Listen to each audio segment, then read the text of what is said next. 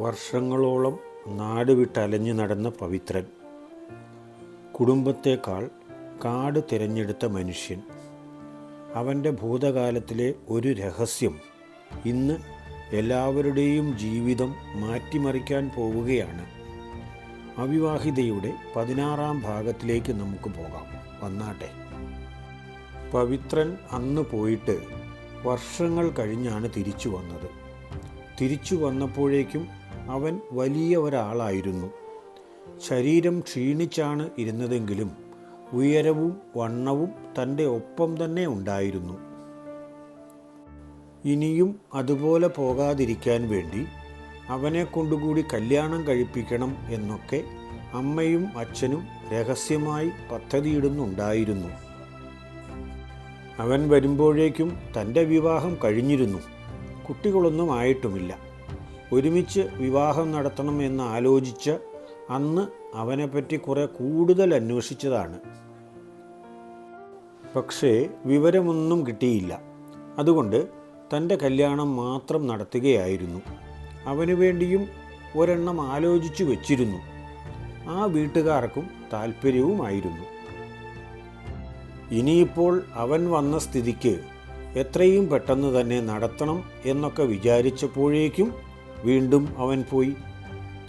പദ്ധതികളെല്ലാം അവിടെ മുടങ്ങുകയും ചെയ്തു.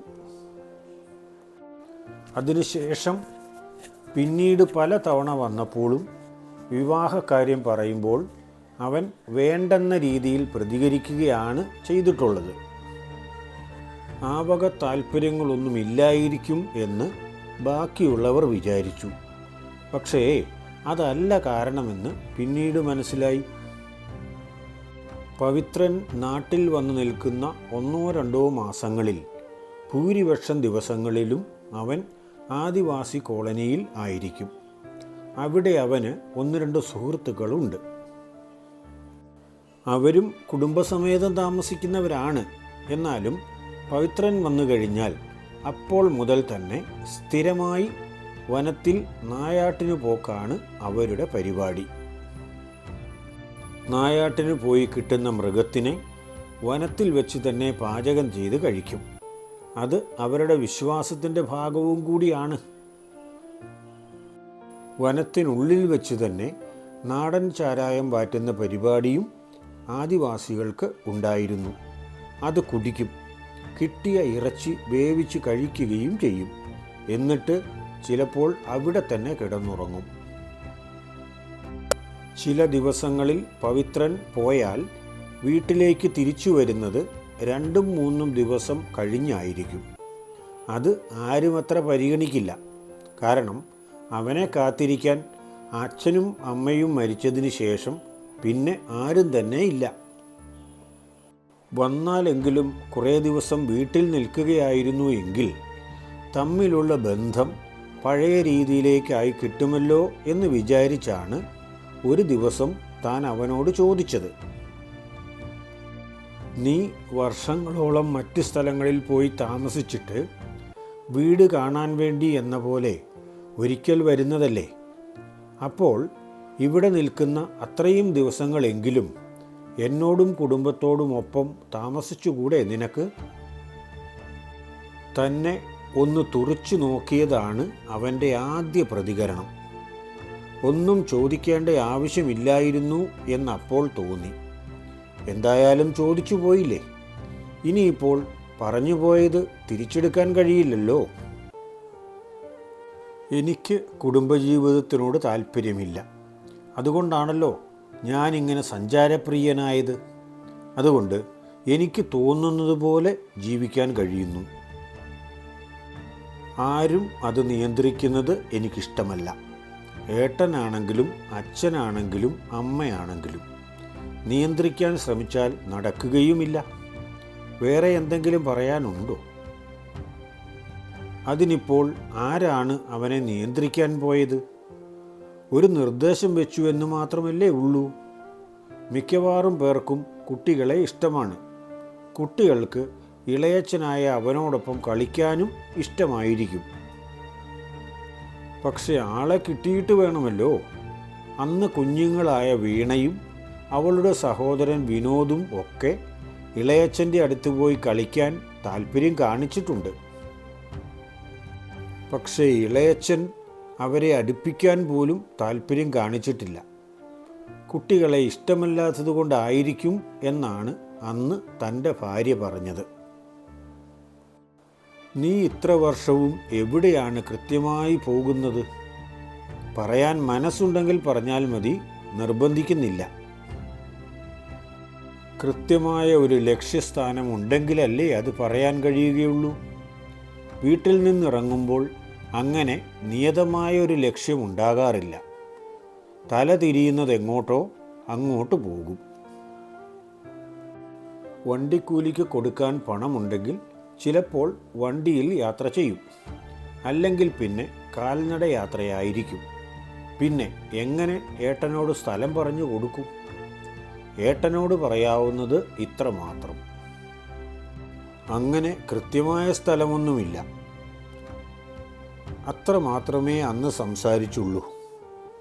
പക്ഷേ പവിത്രൻ പോകുന്നതിന് മുൻപ് നാട്ടുകാരിൽ നിന്നും അവനെപ്പറ്റി ചില കാര്യങ്ങൾ തനിക്ക് അറിയാൻ കഴിഞ്ഞു. തീർത്തും ഹിതകരമല്ലാത്ത കാര്യങ്ങളാണ് നാട്ടുകാർ പറഞ്ഞ് അറിഞ്ഞത്. പക്ഷേ ആരെന്തു പറഞ്ഞാലും ശരി, അവൻ തീരുമാനിക്കുന്ന കാര്യങ്ങൾ മാത്രമേ അവന് ശരിയായിട്ടുള്ളൂ. അതുകൊണ്ട് ഉപദേശിക്കുന്നതിലോ തിരുത്താൻ ശ്രമിക്കുന്നതിലോ ഒന്നും യാതൊരു കാര്യവുമില്ല. നാട്ടുകാർ പറഞ്ഞ കാര്യം ആദിവാസി കോളനിയുമായി ബന്ധപ്പെട്ട കാര്യം തന്നെയാണ്. കോളനിയിൽ പരക്കെ അറിയപ്പെടുന്ന ഒരാളായിരുന്നു ചീരു. മുഴുവൻ പേര് ചിരുതേയി എന്നാണ്. അത്രയും നീട്ടി വിളിക്കാൻ ബുദ്ധിമുട്ടുള്ളതുകൊണ്ട് ഏതോ ഒരു വിരുദ്ധൻ അവർക്കിട്ടുകൊടുത്ത പേരാണ് ചീരു.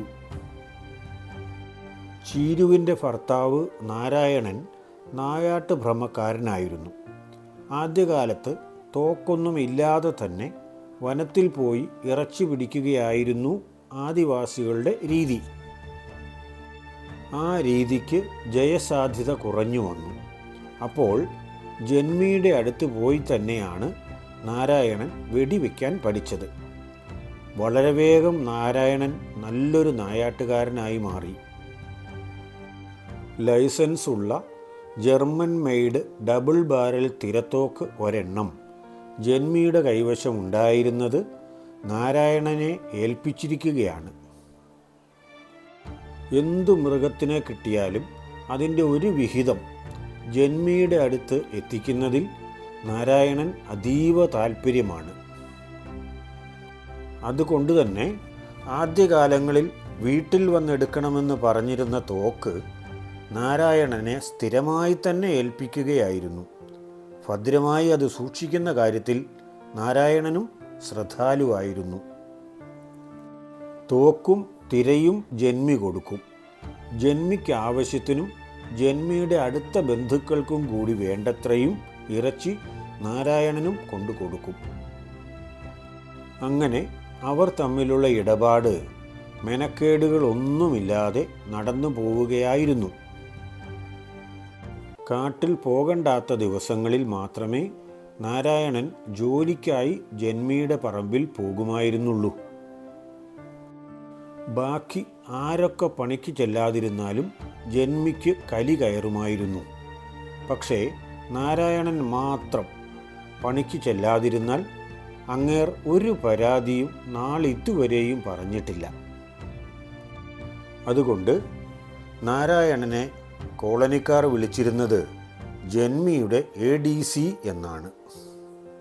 ഒരു ദിവസം കാട്ടിൽ പോയപ്പോൾ നാരായണൻ്റെ വെടികൊണ്ട ഒരു കാട്ടുപന്നിയുടെ ആക്രമണത്തിൽ അയാൾ വനത്തിൽ വെച്ച് തന്നെ കൊല്ലപ്പെട്ടു. അയാളുടെ മൃതശരീരത്തിന് അടുത്ത് തന്നെയായി കാട്ടുപന്നിയുടെയും ജഡമുണ്ടായിരുന്നു. ഒരു യമണ്ടൻ ഒറ്റയാൻ പന്നി. വിവരമറിഞ്ഞ് നാട്ടിൽ നിന്നും അന്വേഷിച്ചു പോയ ആളുകളാണ് 2 ജഡങ്ങളും കണ്ടെത്തിയത്. ജന്മിയുടെ സ്വാധീനമുണ്ടായിരുന്നതുകൊണ്ട് പോലീസ് കേസും മറ്റും ഉണ്ടായില്ല. ഫോറസ്റ്റുകാരുടെ വകയും അന്വേഷണങ്ങളൊന്നും നടന്നില്ല. അവർക്കും വിവരങ്ങൾ അറിയാമായിരുന്നു, നടന്ന സംഭവവും അറിയാമായിരുന്നു. നഷ്ടം വന്നത് ചീരുവിനു മാത്രം. അന്നു മുതൽ തുടങ്ങിയതാണ് അവളുടെ ഏകാന്തവാസം. തീർത്തും ഏകാന്തവാസമൊന്നും ആയിരുന്നില്ല എന്ന വിവരം പുറത്തറിഞ്ഞത് കുറേ നാളുകൾക്ക് ശേഷമാണ്. നാരായണൻ്റെ മരണത്തോടെ ചീരു തുടങ്ങിയതാണ് നാടൻ കച്ചവടം. വീട്ടിൽ നിന്ന് തന്നെ വാറ്റി വേണ്ട എല്ലാവർക്കും വിതരണം ചെയ്യുമായിരുന്നു. അതുതന്നെയായിരുന്നു അവളുടെ പുതിയ ജീവിതമാർഗം. നാരായണൻ്റെ മരണത്തിന് ശേഷം അവൾ പണിക്ക് പോകുന്ന പരിപാടി പൂർണ്ണമായും നിർത്തി. എന്നിട്ടും അക്കാര്യത്തിൽ ജന്മിക്ക് എതിർപ്പൊന്നും ഉണ്ടായിരുന്നില്ല. നാടൻ വാങ്ങി കുടിക്കാൻ വരുന്ന ആളുകളാണ് ആദ്യം അവളുടെ പറ്റുപിടിക്കാരായത്. ആദ്യകാലങ്ങളിലൊക്കെ ഇക്കാര്യങ്ങൾ രഹസ്യമായി സൂക്ഷിച്ചു. പക്ഷേ അധികകാലത്തേക്ക് ഒരു രഹസ്യവും രഹസ്യമായി സൂക്ഷിച്ചു വയ്ക്കാൻ കഴിയില്ലല്ലോ. നാളുകൾ കഴിഞ്ഞപ്പോഴേക്കും കോളനിയിലുള്ള മുഴുവൻ ആളുകളും വിവരമറിഞ്ഞു. പക്ഷേ അവർ വിചാരിച്ചാൽ ഒന്നും ചീരുവിനെ നിയന്ത്രിക്കാൻ അപ്പോഴത്തെ സാഹചര്യത്തിൽ കഴിയുമായിരുന്നില്ല. കോളനിയിൽ പണം കയ്യിലുള്ളത് ചീരു മാത്രമേ ഉണ്ടായിരുന്നുള്ളൂ. ആർക്ക് എന്ത് സഹായം വേണമെങ്കിലും അവൾ ചെയ്യുകയും ചെയ്യുമായിരുന്നു. അതുകൊണ്ട് അവളോട് എതിർക്കാനും അവളോട് പിണങ്ങാനും ആരും തയ്യാറായിരുന്നില്ല. അങ്ങനെ തുടർന്നു പോകുന്ന ചീരുവിൻ്റെ വീട്ടിൽ ചാരായം കുടിക്കാനാണ് പവിത്രൻ പോയി തുടങ്ങിയത്. ഒരു ദേശാടനം കഴിഞ്ഞ് വീട്ടിൽ വന്നപ്പോഴായിരുന്നു അത്. ആദ്യത്തെ ദിവസം മദ്യം തലയ്ക്ക് പിടിച്ചു കഴിഞ്ഞപ്പോൾ പവിത്രനോട് ചീരു വിവരങ്ങളൊക്കെ തിരക്കി. അയാൾ വിവരങ്ങളൊക്കെ പറഞ്ഞു കൊടുക്കുകയും ചെയ്തു. അപ്പോൾ നിങ്ങൾ കല്യാണം കഴിച്ചിട്ടില്ലല്ലോ, പിന്നെ കാര്യങ്ങളൊക്കെ എങ്ങനെ നടന്നു പോകും? അതിനിപ്പോൾ കല്യാണം കഴിക്കേണ്ട ആവശ്യം വല്ലതും ഉണ്ടോ? ഇവൾക്കൊന്നും അറിയില്ലെന്ന് തോന്നുന്നല്ലോ. അതിന് അങ്ങനെ ഒരു ബന്ധത്തിൻ്റെ ഒന്നും ആവശ്യമില്ല. വേണമെന്ന് തോന്നുമ്പോൾ ആരെയെങ്കിലും കിട്ടും. ആരായാലും എനിക്ക് കുഴപ്പമില്ല. അങ്ങനെ തുടങ്ങിയ സംസാരം അവസാനം ശാരീരിക ബന്ധത്തിലേക്കും പിന്നെ സ്ഥിരമായി അവിടുത്തെ പറ്റുപിടിയിലേക്കും നയിച്ചു. ആ വിവരമാണ് കോളനിക്കാർ മുഖാന്തരം നാട്ടുകാരും നാട്ടുകാർ മുഖാന്തരം പത്മനാഭൻ നമ്പ്യാരും അറിഞ്ഞത്. ആരറിഞ്ഞിട്ടെന്താണ് കാര്യം? പവിത്രനെ തടയാനോ നിയന്ത്രിക്കാനോ ആരെ കൊണ്ടും പറ്റില്ല. അതിന് കഴിയുന്ന ഒരാൾ മാത്രമേ ഉള്ളൂ. അത് സർവശക്തനാണ്. എന്നാലും ഒരു ദിവസം പത്മനാഭൻ നമ്പ്യാർ പറഞ്ഞു നോക്കി. നിന്റെ കോളനി വാസത്തെപ്പറ്റി നാട്ടുകാരെല്ലാം വളരെ മോശമായിട്ടാണ് കേട്ടോ പവിത്ര പറയുന്നത്. നിനക്ക് ഒരു ദിവസം നാട് വിട്ടു പോകാം. പക്ഷേ ഞങ്ങളൊക്കെ ഇവിടെ തന്നെ ജീവിക്കേണ്ടവരാണല്ലോ.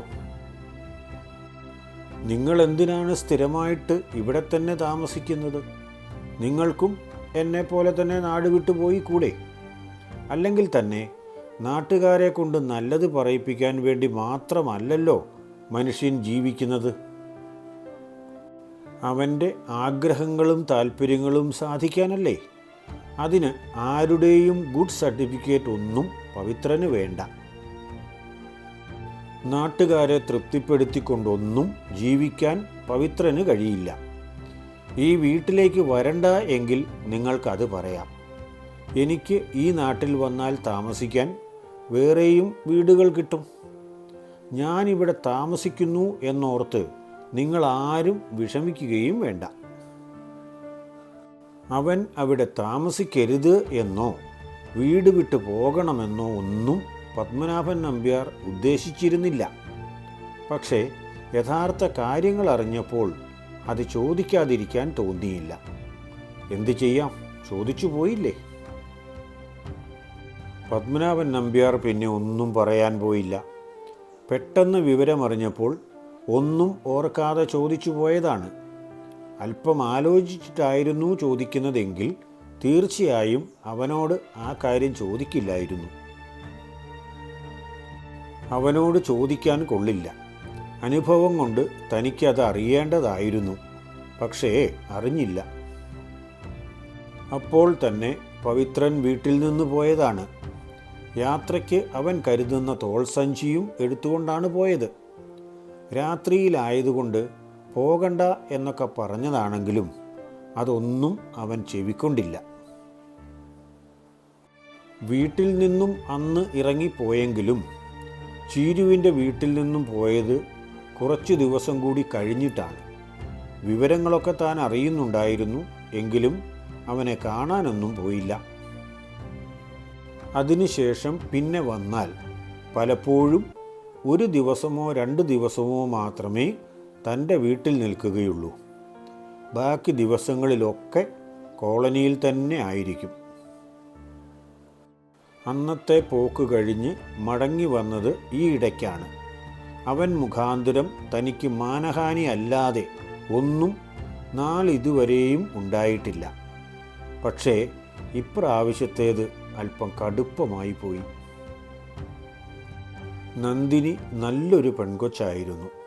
അവൾക്ക് ഇങ്ങനെ ഒരു ദുരിതം വരുത്തിവെക്കാൻ വേണ്ടി മാത്രമായി അവൻ ഈ നാട്ടിലേക്ക് വരാതിരിക്കുകയായിരുന്നു നല്ലത്. അവളെ എന്തു പറഞ്ഞ് സമാധാനിപ്പിക്കുമെന്നോ എങ്ങനെ അവളുടെ മുഖത്ത് നോക്കുമെന്നോ പോലും പത്മനാഭൻ നമ്പ്യാർക്ക് അറിയില്ലായിരുന്നു. അപ്പോഴാണ് നന്ദിനി താമസിക്കുന്ന വീട്ടിലേക്ക് പോയ വീണ ഓടിക്കിതച്ച് വീട്ടിലേക്ക് വരുന്നത്.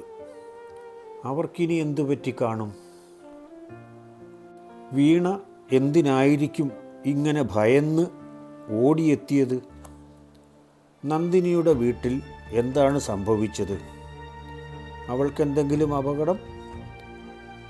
അതിൻ്റെ ഉത്തരവുമായി അടുത്ത ഭാഗം മറ്റന്നാൾ എത്തും. വീഡിയോ ഇഷ്ടമായെങ്കിൽ ലൈക്ക് ചെയ്യാനും ഷെയർ ചെയ്യാനും ചാനൽ സബ്സ്ക്രൈബ് ചെയ്യാനും മറക്കില്ലല്ലോ.